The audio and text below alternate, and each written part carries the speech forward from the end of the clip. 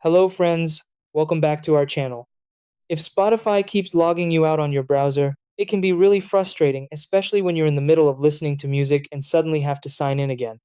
This issue usually happens because of browser settings, cookies being cleared, extensions interfering, or session problems on your account. Sometimes it's not even Spotify itself, but how your browser is handling saved data. The tricky part is that everything might look fine, yet the problem keeps coming back. The good thing is that with a few simple checks, you can fix it and stay logged in without interruptions. Try these. Step 1. Clear your browser's cache and cookies. Step 2. Make sure your browser is not set to clear cookies on exit. Step 3. Disable any extensions that may block cookies. Step 4. Log out of Spotify and log back in again manually. Step 5. Try using a different browser to check if the issue persists. Step 6. Update your browser to the latest version.